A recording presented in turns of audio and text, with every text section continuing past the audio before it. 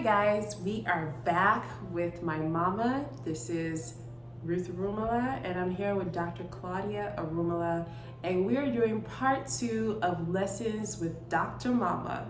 So in the first series or the first part, we talked about love, relationships, marriage, motherhood.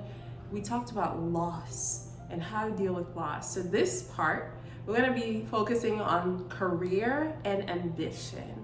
So Mom, thank you again for coming back. Coming back meaning 15 minutes of a break. And I'm working hard today. So my friends all tell me that if you come to Ruthie's house, you'll be ready to work. She's gonna put you to work. So thank you so much, Mom. You're welcome. And I wanna go ahead and thank PhD Feminine Health again. We're so grateful that you really support everything we do, the Pretty in Pink podcast. And I just want to thank you for your unrelenting support. Thank you, Deanna Seymour, Chloe, all of the people on the team. You have been so helpful and we're eternally grateful. So let us get back to the podcast. And I'm actually gonna get my notebook because I have some notes, like you guys know that. So I want us to kind of talk about how did you choose to become a doctor? What was your motivating force? Because that actually happens pretty early in Nigeria because they do the MBBS program, which is 6 years, right? 5 years. Okay.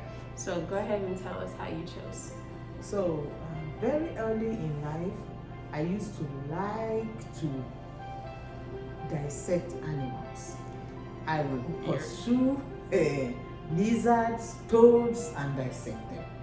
Just wanting, curious. Like Dexter. Curious, I just wanted to know what's going on here. And I like to just sit and imagine things and try to, like the life of a detective. I just enjoy doing that. So, wait, hold on. This explains a lot because I never got away with anything. So the mind of a detective is right. So, and growing up in school, in elementary school, secondary school, I just liked to do well. I was just focused. I never was happy when I had a B grade. I just didn't think that I should ever have a B grade. So if I ever didn't have 100% or 98%, I will cry home. I will stay outside. My parents could never understood why I did that. They never did. But then I was also very hardworking. I did all the cooking. I started cooking when I was 8. I just loved that. I went to the farm to pick eggs. I ran after the dogs to the river to get them back, kind of figure out how to prevent them from going. That's how the kind of mindset I grew up with. But what really happened that made me to say, this is what I'm going to do, was when my mom died at childbirth. She died from a ruptured uterus, and that really affected me. And what happened was that there was delay. The physician who was to take care of her was away somewhere, and by the time he came back, she had ruptured her uterus, she lost the baby, she lost her life. I just said to myself, I am determined to become a physician. And that was where it started. So thereafter, after I finished, you had to go to medical school in the area where we were. Either if your score was AAA, ABB, that's all, or you got in quota system, you were from the area. And of course, I didn't struggle. I got in easily into medical school, and I just stayed focused. I just knew what I wanted to do. I stayed focused. Hashtag Black excellence. No, I'm just joking. So, but with my mom, now it explains a lot. So my aunt used to tell me, my aunt that passed away, and actually we are dedicating this podcast to my auntie Rose Okogu, who passed away July 3rd, 2014. And Auntie we always will love you. But that's what I wanted to dedicate. But I brought her up because she used to tell me that your mom didn't do much wrong, so she's not going to understand you as a teenager. And you know, many people, when you're talking to their kids, they say a lot of like, oh, we never did this, or we walked, 2 miles or 5 miles or 8 miles uphill both ways to school in the snow. And my aunt told me, well, your mom really did do those things. And so you are going to have she's going to have a lot of problems relating to you because you are very dynamic and all over the place. So you have to bear with her. And I used to remember my mom used to say to me that A is for Arumala. You don't bring any B's back to this house because A is for Arumala. And she used to say to me, like, the people who do well, people who do better than you, they have 2 ears like you, 1 nose like you, 2 eyes like you. And let me explain to you how I still think about that. I literally still think like that. Like if I'm doing something, I'm like, I can do this. Because the people who did this, they got 2 eyes like me, 1 nose like me, 2 ears like me. So I don't know if that helps you at all to give you confidence that you could do anything, but you can do anything. I was instilled in that as like from birth, probably before I was born. You can be anything, you can do anything. So that's how you chose that you were going to become a doctor. So did you face any obstacles? Let's start with medical school. I didn't really face obstacles in medical school other than I was in a group with 9 boys who just felt, hey, if you want to become a doctor like us, you've got to do what you need to do. I mean, they won't reserve a chair for you. You run, go get a chair. If there is anything that you needed to do, they just made sure we did it equally. Because I remembered one of them advising me when I was getting married, we have taught you how to be like a man, but you need to change that thinking when you get married. And I'm like, okay, you think you can change it overnight? The thing is, going to medical school as a female in that time in Nigeria was very difficult. You had to go in by merit or you went by quota system. So going through medical school wasn't difficult for me. I just was focused. If you needed to be somewhere, I was there. I didn't think anything was too difficult for me to do. I just did it. Okay. So there was a period of time, so you went and worked, and then there was a period of time you did not work because it was over a decade of not practicing medicine because you came to another country. There's a whole system. So for people who don't know, when you are a immigrant physician or you're a physician who migrated from a different country, you don't just automatically go and get a job. And you don't automatically just go and get a license. You have to go through the U.S. medical licensing examinations, the USMLE. If you've heard it, it is a dreaded USMLE. We all take it that graduate from here, and other countries, you have to take those. So you have to take step 1, step 2, step 3. You have to take the CS, which is the clinical skills. You have to get all of that licensing, and then I don't know this part, which is the ECFMG something. Is that correct? Mm-hmm. You gotta get that certification. And then you have to get into residency. You have to retrain. You gotta re-specialize, and then you can go back. So I want you to kind of talk about your transition, what happened, how much ever you want to share, and then how it was when you get back to residency, having been a practicing physician decades before these people.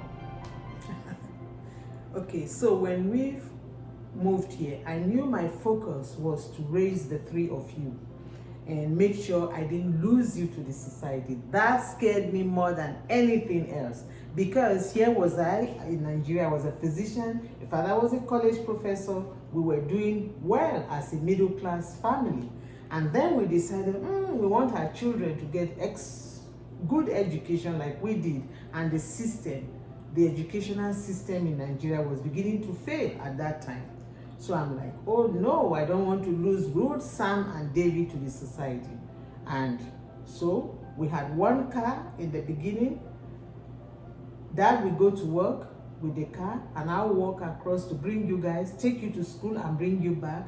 All of that was going on well, and I kept feeling like, a 2-liter Coke condensed into 5 meals.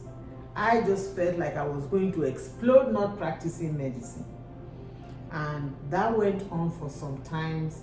I tried to do the exam. I had no idea what to do. And every time I tried to do the idea, I just felt this strong voice saying to me, this is not the primary reason why I brought you here. The primary reason why I brought you here is to raise the kids. So I tried to. Then it came to a time where I said, you know what, I really need to go for residency. And I heard they won't take anybody that has been out of medical school for more than 5 years, and you needed to do observership. And I sat one day, I got this call from this lady whom I keep calling my angel from New York, because she came at the time I needed her. And she arranged for me to go to New York for 3 months to have observership done. And I went to the Bronx, and I would travel in the luxurious bus late at night, back to cook for you guys, go back. It was just back and forth. But I got it done. Then I applied for residency and applied far away to Macon, Georgia. Bless you, Dr. Arumala, Dr. Ackerman. You found it to listen to God and give me a place, and also give to my friend, Fidelia. And we both went, did residency, and after residency, with 1 more year of fellowship. Yep. Yeah, so that is the story. So I was there for that. But that's the veneer, right? When people, I have a lot of you listening are foreign international medical students. Maybe you're American and you went to school in the Caribbean. Maybe you are not American and you went to school in Nigeria, in Cameroon, in Sierra Leone. Maybe you are Indian and you're listening to this, you went to school in India, and you're thinking to yourself, how am I ever gonna match into this American system? What kind of advice would you give that person? Okay. Don't ever think you won't make it. Be positive, study, listen to people who have done it. Pick 1 or 2 people who will guide you. Use the material they recommend you should use. It will cost you something to do that. It will cost you money. It will cost you time. But you need to sit tight, okay? And study. I don't mean 8 hours of straight study. No, you need to study 45 minutes, recap, study, recap, and don't apply to too many schools. Pick a few, apply, and be positive. Do all you need to do. Again, I have to reference what I believe in. The Lord will open the way for you. So, my mom gives the most, in my opinion, I want to use the right words, but I don't. She gives advice that if you're not rooted in a relationship with Christ, it doesn't make sense. Because people tell you apply far and wide. I actually talked to somebody yesterday where I told them, are you willing to move? They said yes. I said apply till your eyeballs fall out.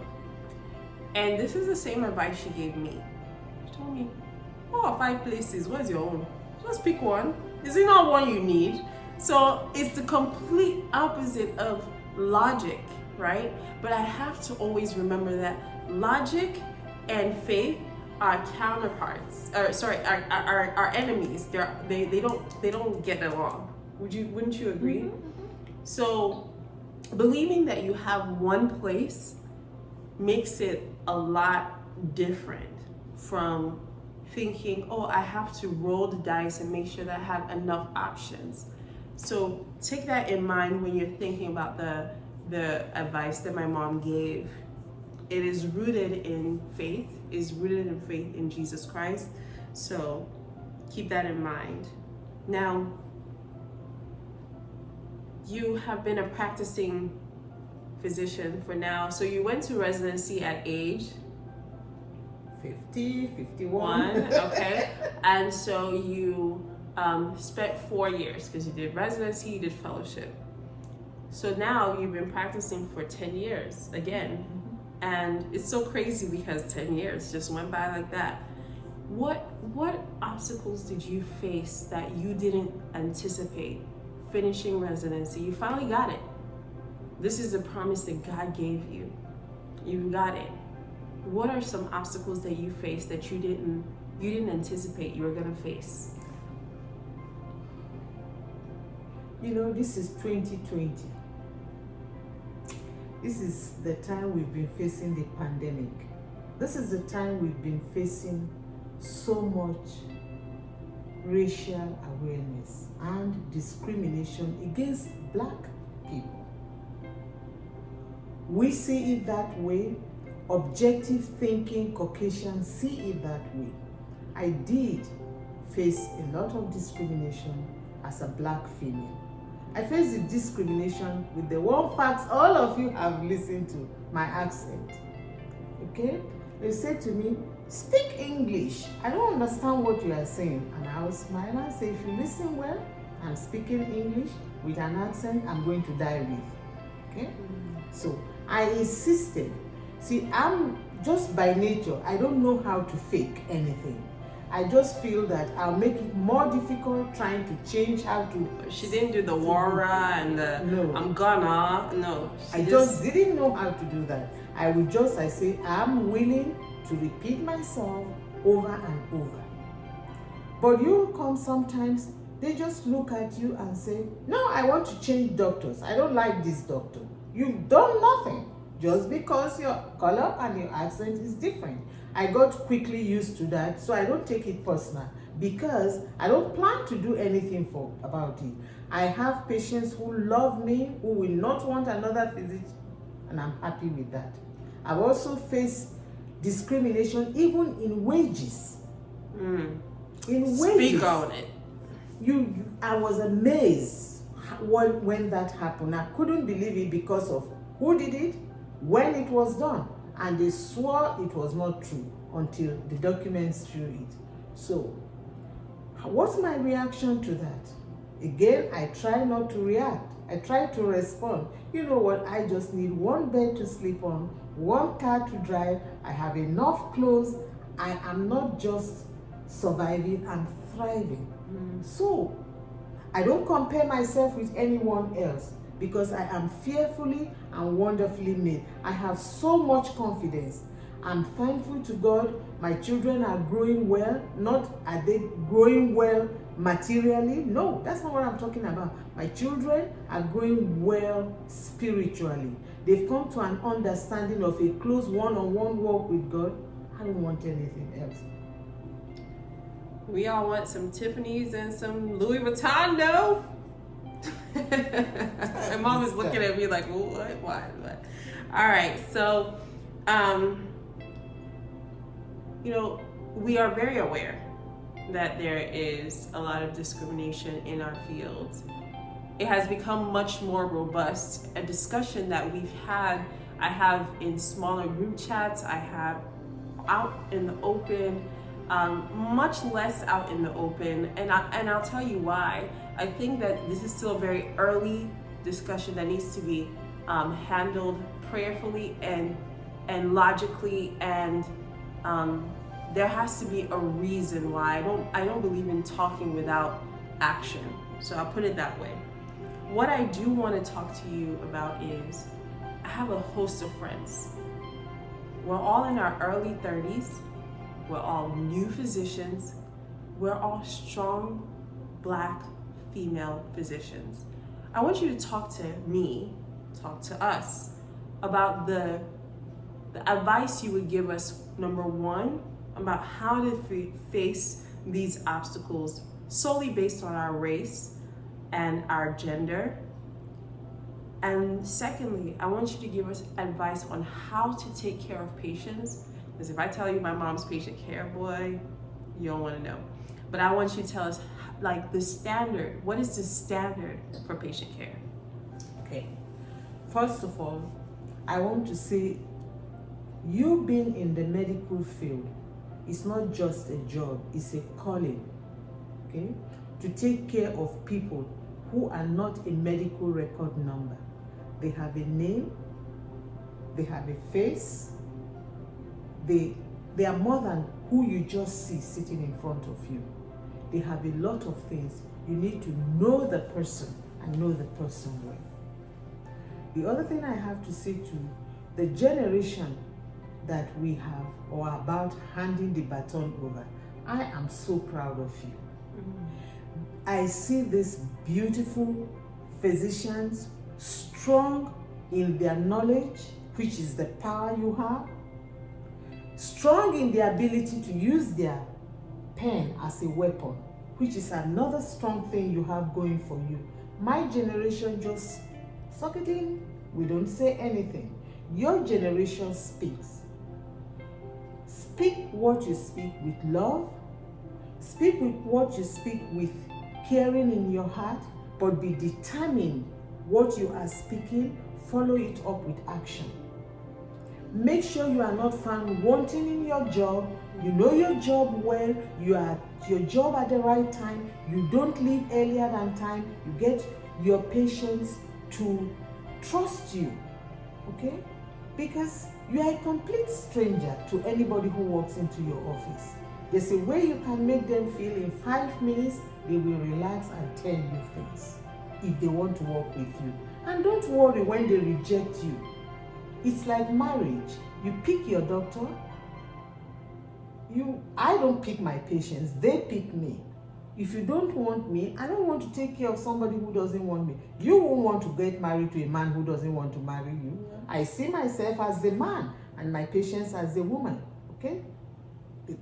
That's how we look at it, or the other way around. I see my patient as the man, they come to look for me, okay? So you have to remember that, but do your job diligently. And what I see and read and hear from your generation, both male and female doctors, black doctors, you are doing an outstanding job. I'm so proud of you. And you know what? You're not just beautiful girls. They only say that, oh, they are beautiful, empty head. No, these are not the doctors I see. I see the ladies who know their stuff, who want to take care of patients. And I applaud all of you. Well, excellent. There is something that I want to ask you. So you're 65. I know you're not retiring right now, so I'm not really asking about that. I'm asking about the phase after this. What are your plans? Where do you see yourself? How do you see yourself, leaving a legacy? What do you want to do with that next chapter? Okay.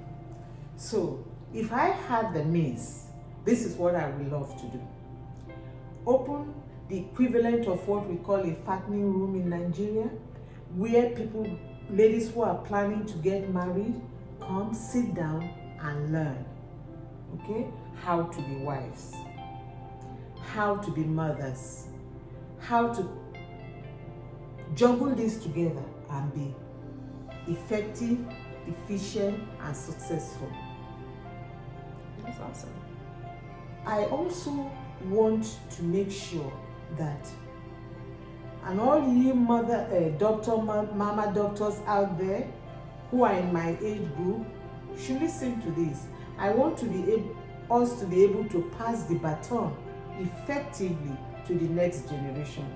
If Ruth is any replica of the next generation that I see, they are eager. They are eager to receive the baton and they are ready to sprint forward. And we must give it to them. After we hand over this baton, the next thing I want us to do, which I have already started doing, is get on my knees on a daily basis and pray for the success of all of you. Now, let me define what I know called success. Success is knowing and doing the will of God. A round, what is it called? Peg. Peg in a round hole. not She the said this other way enough for around. me to know. You know? So you really have to be that. And I see you, I'm very, very proud. I'm looking forward to the next generation, that you will do well. And we will be praying for you. That's what I want to do. I want to spend the next time teaching the next generation how to do this, juggle all of this together, be successful, be good doctors, love their patients, so that your patients are not a number, your patients are part of your family. Okay? Like I got a call from one of my patients today. She sent me a text message and said, I don't want to intrude, but I'm concerned. Are you okay? Because we haven't seen you in the last 2 weeks. And I called her back. Oh, she's apologizing. I said, no, we are family. That's how I want my patients to be. And Ruth, my advice to you, which I hope you will tell your friends, a patient is not a number. You know, I have learned some things from you, which I want to remind you. When a patient is in front of you, see that patient and admire something about her that stands out, and she'll be able to open up to you. And when they open up to you, empathize with them, listen to them. Okay? If you don't have the answer, tell them, I'll think about it and I'll get back to you. Awesome. Well, there you have it. Mommy, is there anything else you want to leave? Anything else you want to share? Any of that? For the physicians, which is what we are talking about here, and for where we are going forward, there's hope for this nation, because we have what it takes to be able to bring unity, and that is love, and that is caring, and that is speaking out what we know, expecting a change, expecting that change beginning from us. Okay? We should show what we believe to people, what the care we want to give. I should treat Ruth, my daughter, the same way I should treat another person the way I would want Ruth to be treated by another mother. So as you go out there, don't have hate in your mind. It doesn't work. It just makes you age more when you hate. See people and see that I want to help you. They'll discriminate against you. They'll say all kinds of things about you. But don't forget who you are. You are precious to everybody who knows you. Even me who doesn't know you, you're all precious to me. Awesome. So there you have it. This is Lessons from Dr. Momma Part 2. I am so excited. I got to finally get my mom, and now she's starving because I have worked her to death. So I'm so glad that you guys get to sit in on the wisdom that I get to sit in on every night on the phone, every morning on the phone, and now in person. It has been lovely, Mommy. Thank you for sharing so openly and being so candid with my audience. And you and I, we're going to be hanging out in about a week. So we'll talk soon. All right? Bye.